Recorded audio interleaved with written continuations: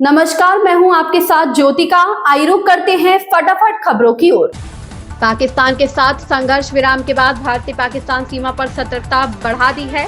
इसी सिलसिले में रक्षा मंत्री राजनाथ सिंह ने सुरक्षा स्थिति की समीक्षा के लिए एक अहम बैठक की। इस बैठक में सीडीएस जनरल अनिल चौहान के साथ साथ अन्य शीर्ष अधिकारी शामिल हुए। भारत और पाकिस्तान के बीच संघर्ष विराम के बाद रक्षा मंत्री राजनाथ सिंह ने मंगलवार को पाकिस्तान सीमा से लगे इलाकों की सुरक्षा स्थिति की गहन समीक्षा की। इस अहम बैठक में chief of defence staff general Anil Chauhan, थल सेना प्रमुख जनरल उपेंद्र द्विवेदी, नौसेना प्रमुख एडमिरल दिनेश के त्रिपाठी और रक्षा सचिव राजेश कुमार सिंह शामिल हुए। कांग्रेस ने मंगलवार को एक बड़ा सवाल खड़ा करते हुए पूछा कि क्या मोदी सरकार पहलगाम की घटना पर भी वैसी ही समीक्षा कराएगी जैसी 1999 में वाजपेयी सरकार ने कारगिल युद्ध के बाद की थी। साथ ही पार्टी ने प्रधानमंत्री नरेंद्र मोदी की अध्यक्षता में सर्वदलीय बैठक और संसद का विशेष सत्र बुलाने की अपनी पुरानी मांग दोहराई और कहा कि अमेरिका से आई हालिया टिप्पणियों के बाद यह मांग और भी जरूरी हो गई है। कांग्रेस नेता जयराम रमेश ने सोशल मीडिया प्लेटफॉर्म एक्स पर लिखा, कारगिल युद्ध खत्म होने के 3 दिन बाद 29 जुलाई 1999 को वाजपेयी सरकार ने कारगिल समीक्षा समिति बनाई थी। इसकी रिपोर्ट 23 फरवरी 2000 को संसद में रखी गई थी। हालांकि उसकी कुछ बातें आज भी गोपनीय हैं। ऑपरेशन सिंदूर पर प्रधानमंत्री मोदी के राष्ट्र के नाम संबोधन पर राज्यसभा सांसद कपिल सिब्बल ने कहा, विश्व के नेतृत्व को यह सोचना चाहिए कि पाकिस्तान आतंकवाद का स्रोत है। आज मैं आपको भरोसा दिलाता हूं कि विपक्ष आपके साथ है। मैं विपक्ष की तरफ से नहीं बोल सकता, लेकिन मैं जानता हूं कि इस लड़ाई में विपक्ष आपके साथ है। मैं आपके साथ हूं, भारत की जनता आपके साथ है। हम चाहते हैं कि आतंकवाद खत्म हो, लेकिन आप हिम्मत जुटाइए, पाकिस्तान को आतंकवादी देश घोषित कीजिए और फिर अमेरिका से कहिए कि वह पाकिस्तान के साथ व्यापार नहीं कर सकता। तब हम मानेंगे कि एक नया आयाम स्थापित हुआ है। हमारी तुलना पाकिस्तान से नहीं की जानी चाहिए और अमेरिकी राष्ट्रपति ट्रंप हमारी तुलना पाकिस्तान से नहीं कर सकते। विश्व के नेतृत्व को यह सोचना चाहिए कि Pakistan is the source of terrorism. और आप कहते हैं कि Pakistan state sponsored terrorist state है। मैं आपसे सहमत हूं। तो आप यूपीए में अमेंडमेंट कीजिए, अमेंडमेंट करके एक शेड्यूल बनाइए, उसमें सारा पार्लियामेंट आपके साथ रहेगा। सुप्रीम कोर्ट ने मंगलवार को दिल्ली के कारोबारी हरप्रीत सिंह तलवार उर्फ कबीर तलवार की जमानत याचिका खारिज कर दी। तलवार को 21,000 करोड़ रुपए के मुद्रा पोर्ट ड्रग्स केस से गिरफ्तार किया गया था। मामले में सुनवाई के दौरान जस्टिस सूर्यकांत और जस्टिस एन कोटेश्वर सिंह की पीठ ने कहा कि फिलहाल उन पर आतंकी फंडिंग का आरोप समय से पहले का है। हालांकि कोर्ट ने तलवार को 6 महीने बाद फिर से जमानत के लिए याचिका दायर करने की छूट दी है। सुनवाई के दौरान कोर्ट ने यह भी निर्देश दिया कि मामले की सुनवाई विशेष अदालत में तेजी से हो और हर महीने 2 बार लिस्टिंग की जाए। बता दें कि इससे पहले 23 अप्रैल को सुप्रीम कोर्ट ने जमानत याचिका पर फैसला सुरक्षित रख लिया था। ऑपरेशन सिंदूर से पाकिस्तान और उसकी पनाह में पल रहे आतंकियों को सबक सिखाने के बाद प्रधानमंत्री नरेंद्र मोदी मंगलवार को पंजाब में आदमपुर एयरबेस पहुंचे। यहां उन्होंने सेना के जवानों से मुलाकात की। जालंधर स्थित यह वही एयरबेस है जिसे नुकसान पहुंचाने का फर्जी दावा पाकिस्तान ने किया था। हालांकि विदेश सचिव विक्रम मिस्री ने 11 मई की प्रेस कॉन्फ्रेंस में ही इस दावे का खंडन कर दिया था। अब पीएम मोदी ने यहां पहुंचकर दुनिया के सामने पाकिस्तान के प्रोपोगेंडा को बेनकाब कर दिया है। जानकारी के मुताबिक आज सुबह प्रधानमंत्री मोदी आदमपुर एयरबेस पहुंचे। उन्होंने वायुसेना के बहादुर जवानों से बातचीत की। इस दौरान वायुसेना के जवानों ने मौजूदा हालात में बारे में जानकारी दी।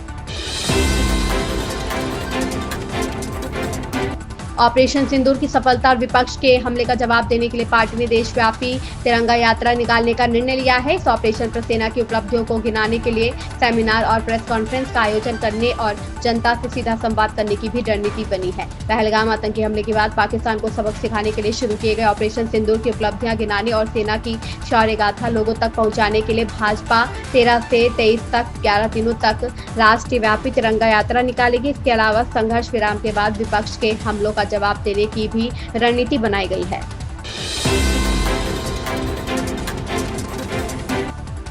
प्रधानमंत्री नरेंद्र मोदी ने 7 मई को भारत द्वारा ऑपरेशन सिंदूर शुरू किए जाने के बाद कल पहली बार राष्ट्र को संबोधित किया।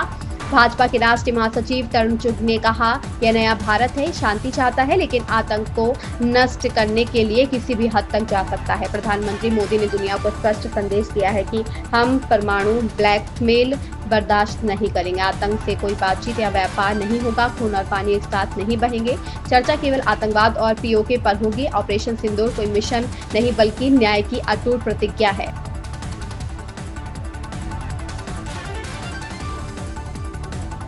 प्रधानमंत्री नरेंद्र मोदी जी का संबोधन भारत के 140 करोड़ भारतीयों की सिंह गर्जना है। ये नया भारत है, शांति चाहता है पर आतंक के विनाश के लिए किसी भी सीमा तक जाएगा।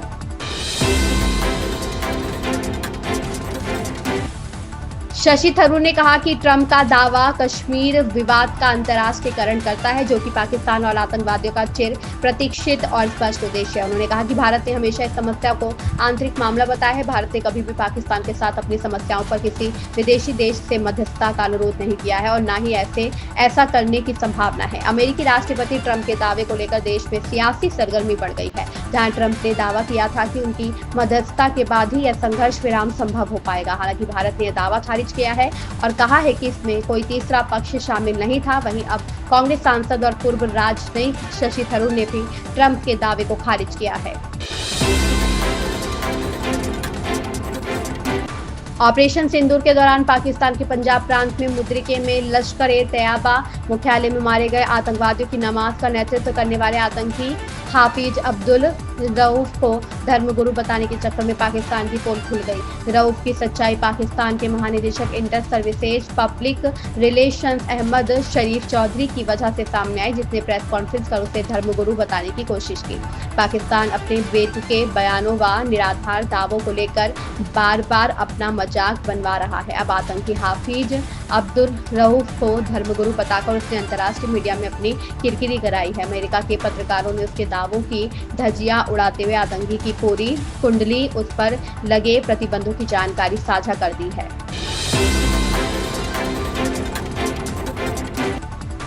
पाकिस्तान में भारत के पूर्व उच्चायुक्त जी पार्थ सारथी ने ऑपरेशन सिंदूर के लिए भारतीय सशस्त्र सेनाओं की जमकर तारीफ की। उन्होंने कहा कि पाकिस्तान सेना प्रमुख जनरल आसिम मुनीर एक कट्टरपंथी हैं और उसे अपनी गलतियों के लिए कीमत चुकानी पड़े। प्रधानमंत्री नरेंद्र मोदी की तारीफ करते हुए पार्थ सारथी ने कहा, अभी पाकिस्तान के लिए सबसे बड़ी मुसीबत उसका सेना प्रमुख जनरल मुनीर है।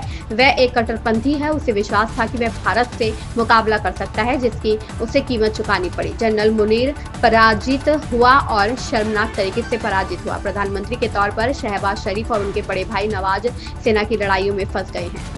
इन खबरों में बस इतना ही। बने रहिए हमारे साथ।